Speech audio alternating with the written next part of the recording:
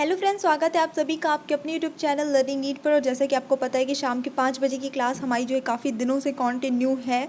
CTET और MPTET के लिए एग्ज़ाम में अब टाइम नहीं है। देखने वाले हैं आज हम यहाँ पे बाल विकास एवं मनोविज्ञान के प्रश्न, क्योंकि ये आपके दोनों ही एग्ज़ाम में आने हैं और 30 नंबर का वेटेज रहता है इसका, तो इसे हम इग्नोर भी नहीं कर सकते। सबसे इंपॉर्टेंट पोर्शन यही रहता है आपका।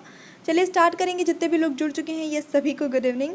ओके, लाइव चैट में रिप्लाई करने के लिए रेडी हो जाइए। स्टार्ट करते हैं।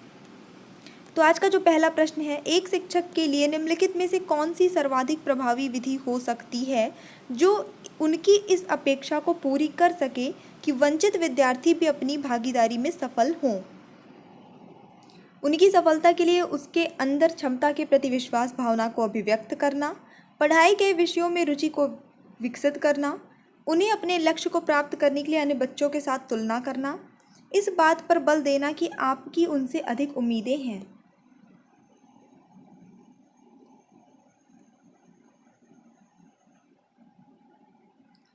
तो यहाँ पे जो सही उत्तर होगा बिल्कुल पॉजिटिव वाला आपको ले लेना है। ऑप्शन नंबर ए सही हो जाएगा। उनकी सफलता के लिए उनके अंदर क्षमता के प्रति विश्वास भावना को अभिव्यक्त करना। जब वो आत्मविश्वास उनके अंदर आ जाएगा तो कहीं ना कहीं वो भी अपनी भागीदारी देंगे हर चीज़ में। समस्या समाधान के आरंभ में पहले एक प्रश्न को सामने रखे जाने के तरीके को हम क्या कहते हैं? पहले एक प्रश्न सामने रखते हैं, उसे कहते क्या है, बस ये बताना है उस प्रोसेस को क्या कहते हैं। प्रतिनिधित्व, फ्रेमिंग, ऊष्मायन या फिर आधारभूत तत्व की परिभाषा।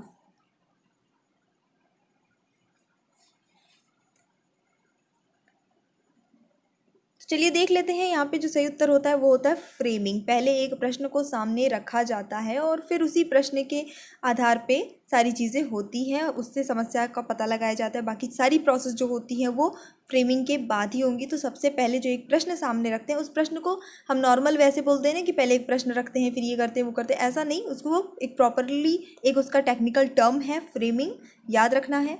ये आपका संस्कृत में भी पूछा जा सकता है, ध्यान दीजिएगा।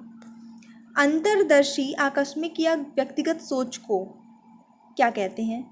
आगमनात्मक सोच कहते हैं, निगमनात्मक सोच कहते हैं, तार्किक सोच कहते हैं, असंगत सोच कहते हैं।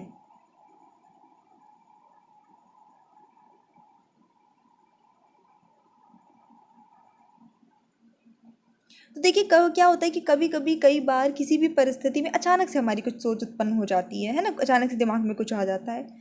कई बार क्या होता है कि इंसान की जो व्यक्तिगत सोच होती है वो अपनी निजी होती है। जैसे मेरी कुछ होगी, आपकी कुछ होगी, थर्ड पर्सन की कुछ होगी। हर किसी की व्यक्तिगत सोच अलग अलग होती है ना। ज़रूरी नहीं है कि वो सबकी एक जैसी हो, सबकी मैच करे, ऐसा बिल्कुल भी वहाँ पे नहीं होता। आकस्मिक सोच का भी कुछ फिक्स नहीं होता है कि वो ऐसा ही रहेगा, ठीक है। और अंतर्देश दर्शी सोच जिसे हम कहते हैं, ठीक है, ये तीनों ही जो है एक तरह से सार्वजनिक रूप से एक दूसरे से भिन्न होती हैं, यानी एक दूसरे के संग मेल नहीं खाती हैं। तो ऑप्शन नंबर 4 सही हो जाएगा, असंगत सोच, ठीक है।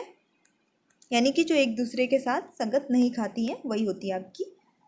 एक शिक्षक पाठ पढ़ाने में फलों और सब्जियों की कुछ तस्वीरों का उपयोग कर छात्रों के साथ एक चर्चा आयोजित करता है। छात्र अपने पूर्व ज्ञान के साथ पोषण की नई अवधारणा को जोड़ने का प्रयास करते हैं। यह तरीका निम्न में से किस उपागम पर आधारित है? अधिगम का शास्त्रीय अनुबंध, पुनर्बलन का सिद्धांत, अधिगम का सक्रिय अनुबंधन या ज्ञान का निर्माण।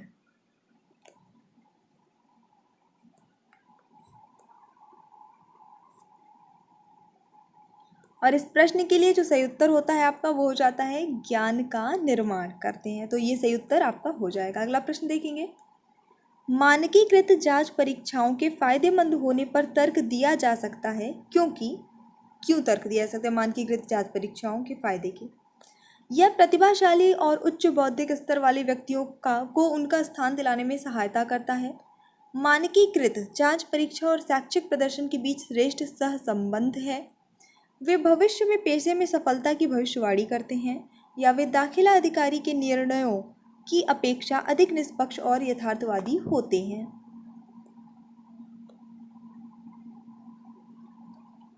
तो यहाँ पे जो सही उत्तर होगा आपका वो होता है ऑप्शन नंबर 4, क्योंकि वे दाखिला अधिकारी के निर्णयों की अपेक्षा, देखिए ये जो आपके मानकीकृत जांच परीक्षाएं होती हैं फायदेमंद इसलिए होती हैं क्योंकि ये अधिक निष्पक्ष और यथार्थवादी होते हैं, ऐसे परीक्षण जो होते हैं, ठीक है। क्योंकि इस परीक्षा के द्वारा बच्चों में शिक्षा में बच्चों का जो चयन किया जाता है वो अलग अलग मानकों के आधार पे किया जाता है। ठीक है, सिर्फ एक या चीज़ें देख कर नहीं, हर एक मानक को देखते हुए, अलग अलग मानक को देखते हुए किया जाता है। यह तथ्य कि साधारण भाई बहनों की तुलना में जुड़वा भाई बुद्धि में एक जैसे होते हैं क्या दर्शाता है?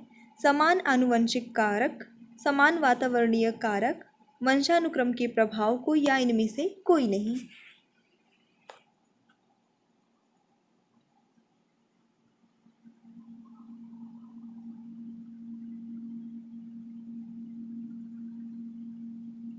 तो देखिए यहाँ पे आपका शायद आपने जो गेस किया हो वो सही हो ना हो। ऑप्शन नंबर 2 सही होता है यहाँ पे, समान वातावरणीय कारक। मैं यहाँ पे बता दूँ कि अगर यहाँ पे एक ऑप्शन दिया है कि जुड़वा भाई बुद्धि में एक जैसे होते हैं, जुड़वा भाई बुद्धि में एक दूसरे से बिल्कुल अलग भी होते हैं, ध्यान दीजिएगा।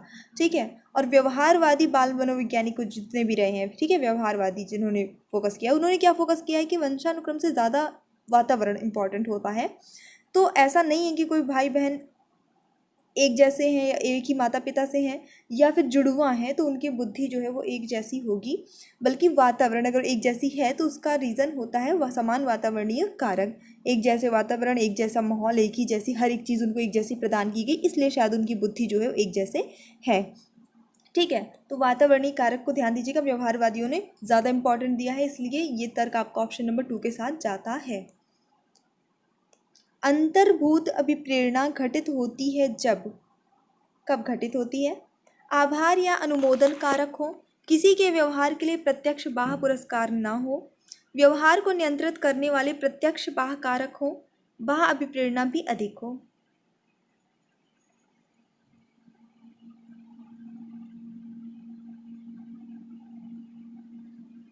और सही उत्तर होता है इस प्रश्न के लिए आपका ऑप्शन नंबर बी, किसी के व्यवहार के लिए प्रत्यक्ष बाह्य पुरस्कार ना हो, किसी भी तरह का बाह्य पुरस्कार ना हो, तब अंतर्भूत अभिप्रेरणा मिलेगी। ठीक है, यहाँ सही उत्तर आपका होता है।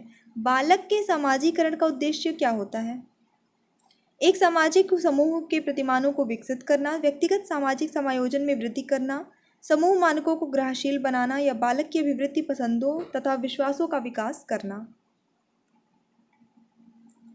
और सही उत्तर जाता है बिल्कुल ऑप्शन नंबर ए, जितने भी लोगों ने गेस किया है सही है। एक सामाजिक समूह के प्रतिमानों को विकसित करना समाजीकरण का उद्देश्य हो जाएगा। पाठ्य सहगामी क्रियाओं का प्रमुख उद्देश्य क्या होता है? शिक्षार्थी को विद्यालय छोड़ने से बचाना, शिक्षार्थी को उन्नतशील विद्यालयी वातावरण प्रदान करना, शिक्षार्थी अनुशासनहीनता की समस्याओं का निदान करना, या शिक्षार्थियों के विकास को संवर्धित करना।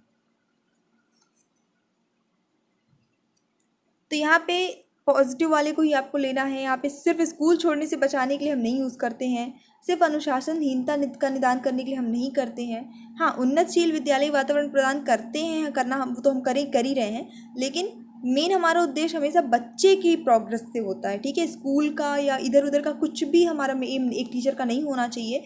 ऑप्शन नंबर 4 सही जाता है। शिक्षार्थियों के विकास को संवर्धित कर, उनमें अच्छा विकास हो सके, वो जो चीज़ पढ़ रहे हैं उसको ज़्यादा अच्छे से समझ सकें।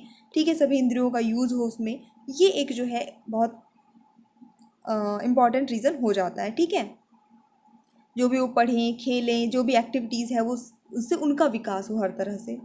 अभिप्रेरण आगे आपके ऑप्शन, परीक्षण का परिणाम है, अभिप्रेरणा और सीखने की इच्छा दोनों एक बात है, बालकों को नई बातें सीखने को उकसाता है, उस अनुकूल परिस्थिति को कहते हैं जिसमें बच्चे सीखते हैं।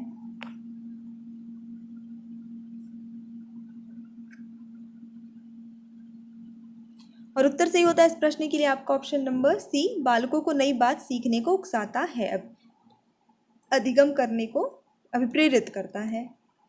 सफल अधिगम के लिए आवश्यक है कि क्या?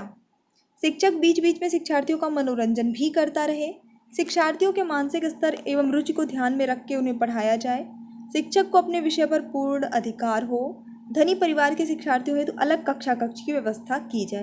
तो देखिए जहाँ पे भी ऊंच नीच, जाति भेद, धन मतलब पैसों का फाइनेंशियल स्टेटस, इन सब चीज़ की बात आती है वो निगेटिव होता है, तो ये वाला ऑप्शन आपका सीधे सीधे निगेटिव है। ठीक है, अब यहाँ पे एक ऑप्शन और है जो नेगेटिव में जाता है कि शिक्षक मनोरंजन करता रहे। ठीक है, वो तो आजकल वैसे भी बच्चों को इंटरटेन करके ही पढ़ाया जाता है, ऐसी चीज़ें टीएलएम वगैरह हम सब ऐसा यूज़ करते हैं कि बच्चे जो इसमें इंटरेस्ट लें, बट मनोरंजन करना वो एक पर्टिकुलर टर्म नेगेटिव में आ जाता है। अब यहाँ पे जो सब टीचर को अपने विषय में पूरा अधिकार हो, ये तो होना चाहिए, लेकिन इससे सफल अधिगम जरूरी नहीं कि हो जाए। सफल अधिगम तब होगा जब शिक्षार्थियों के मानसिक स्तर और रुचि को ध्यान में रखकर उन्हें पढ़ाया जाए। टीचर को अपने सब्जेक्ट पे बहुत अच्छी कमांड है, उसको बहुत हाई लेवल का आता है, और बच्चों के सामने बच्चे का स्तर जो है 5th लेवल का है, वो बताने लगा उसे 8th लेवल का, क्योंकि टीचर को तो बहुत सा कुछ आता है, तो बच्चे कहाँ से समझ पाएंगे, है ना। तो ऑप्शन नंबर 2 ही यहाँ पे सही जो है जाएगा आपका। चलिए देख लेते हैं अगला। आप यदि किसी ऐसे विद्यालय में पढ़ा रहे हैं जहाँ शिक्षार्थी आदिवासी हैं, तो आप इन शिक्षार्थियों को अनुशासन में रखने के लिए क्या उपाय अपनाएंगे। आप उन्हें खुली छूट देंगे कि वे विद्यालय में आएं या ना आएं। आप उनकी पृष्ठभूमि को ध्यान में रखकर उनसे बहुत बच कर रहेंगे, दूर ही रहो वरना बहुत खतरा है, ऐसा कुछ। हाँ, आप उनकी पाठ्यचर्या को इस प्रकार से संगठित करेंगे कि वह उनकी आवश्यकताओं की पूर्ति में सहायक हो। ऐसा करने से अनुशासनहीनता की समस्या स्वतः कम हो जाएगी। उनकी पारिवारिक पृष्ठभूमि को ध्यान में रखकर आप उन्हें गलती करने पर कठोर दंड देंगे। तो यहाँ पे तो सारे ही निगेटिव है एक को छोड़ के, तो ऑप्शन नंबर सी आपका सही हो जाता है। ये आपका काम है, आप उनका सिलेबस जो है इस तरह से सुसंगठित रखिए कि उनकी आवश्यकताओं की पूर्ति हो, उसमें रुचि लें, ये सारी चीज़ें हो। इंटरेस्ट लेंगे तो ऑलरेडी अनुशासनहीनता समाप्त हो जाएगी। बाकी सब निगेटिव ऑप्शन थे, इसलिए हमें उसे नहीं चुनना है। निम्न में से कौन सा प्रतिभाशाली बालक का लक्षण नहीं है। अमूर्त रूप से सोच विचार करने की योग्यता, नवीन परिवेश में स्वयं को समायोजित करने की योग्यता, प्रवाहपूर्ण तथा उचित संप्रेषण करने की योग्यता, लंबे निबंधों को जल्दी रट लेने की योग्यता। तो प्रतिभाशाली बालक का लक्षण लंबे निबंध, रट्टाफिकेशन जो कोई करते हैं बच्चे कि रट लिए तो हम बहुत इंटेलिजेंट हो गए, वो मार्क्स जरूर ज़्यादा ले आ लेंगे, लेकिन वो उनकी प्रतिभा नहीं हो जाती, वो प्रतिभाशाली बालक के कैटेगरी में नहीं आते हैं। समझना इंपॉर्टेंट है चीज़ों को। तो ऑप्शन नंबर 4 यहाँ पे आपका सही हो जाता है। सभी के लिए एक समान परीक्षा पद्धति आकलन की दृष्टि से उपयुक्त नहीं है। क्यों? क्यों सबके लिए एक जैसी परीक्षा पद्धति नहीं होनी चाहिए। यह शिक्षक केंद्रित नहीं होती है, यह बाल केंद्रित नहीं होती है, यह रचनात्मक होती है, या सांगठनिक रूप से ये ठीक नहीं होती है। तो देखिए, क्योंकि सभी बालक एक समान नहीं होते हैं, तो हम सबके लिए एक ही जैसा जो है एग्जामिनेशन पैटर्न यूज़ करेंगे, अगर सिस्टम यूज़ करेंगे, तो कहीं ना कहीं वो बाल केंद्रित नहीं हो पाएगी। हम बच्चों को इसका मतलब कि ध्यान में नहीं रख रहे हैं, हम अपने बस जो हमारा सिस्टम है उसी को हम ध्यान में रख रहे हैं, बच्चा चाहे जैसा भी हो, है ना। अब सारे बच्चे एक जैसे नहीं हैं, हम इसको बिल्कुल भी इग्नोर कर दे रहे हैं, तो ये बाल केंद्रित नहीं होती है, इसलिए ये सही नहीं है। शिक्षण प्रक्रिया के अंतर्गत प्राप्त हुए अनुभव और अनुभव के बाद की गई गतिविधियाँ स्कूली शिक्षा के किसी भी स्तर पर ब्लैंक में मूल्यवान और कारगर हो सकती है। अभी मैंने गलती से जल्दी पढ़ने के चक्कर में इसको स्तर की जगह स्तर बोला है, स्तर, ठीक है, स्तर को मैंने बोला स्तर। ये कौन सा उच्चारण दोष है, ये कमेंट करके बताइए। हिंदी में मैंने आपको काफ़ी पढ़ाया हुआ है। एक प्रश्न यहाँ से आपका ऐसे ही बन गया। चलिए देख लेते हैं इस प्रश्न का जो सही उत्तर होता है आपका आकलन हो जाएगा। आकलन में मूल्यवान और कारगर हो सकती है, ये सही आंसर हो जाता है। और ये है स्वरागम उच्चारण दोष, जो मैंने इसको स्तर पढ़ दिया गलती से, ठीक है, गलती से पढ़ा, अगर स्तर पढ़ा ई एक्स्ट्रा आया, बिना मतलब कि एक स्वर जो है आ गया उच्चारण की जगह उच्चारण करते वक्त, वो स्वरागम उच्चारण दोष कहलाता है। पूर्वानुभूति सिद्धांत की मान्यता है क्या? बालक खेलों में भावी जीवन की झलक देखता है, बालक पैदाइशी खेलने वाला होता है, बालक की यह जन्मजात प्रवृत्ति है, बालक खेलों को मनोरंजन मानता है।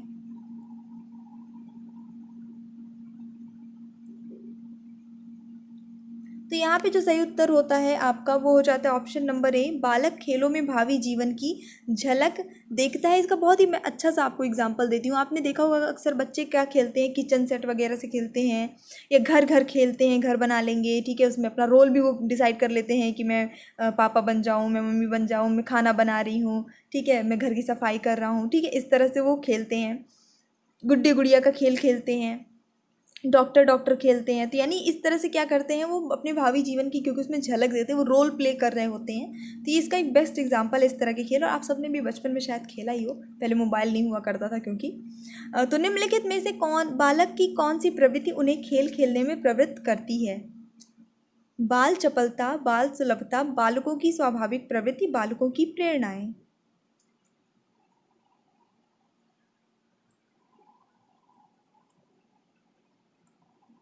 और यहाँ पे जो सही उत्तर होता है इस प्रश्न के लिए वो होता है आपका बालकों की स्वाभाविक प्रवृत्ति। बच्चों की ये स्वाभाविक प्रवृत्ति है खेलना, ठीक है।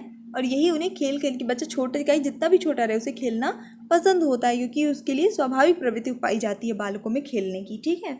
तो ऑप्शन नंबर सी यहाँ पे सही हो जाता है। तो ये हमारा छोटा सा सेशन था, और मुझे पूरी उम्मीद है कि आपको पसंद आया होगा। पसंद आया तो प्लीज़ लाइक कर दीजिए, शेयर कर दीजिए, और चैनल पे न्यू है तो सब्सक्राइब करके बेल आइकन ज़रूर प्रेस कर दीजिएगा। So thanks for watching, keep studying and bye bye.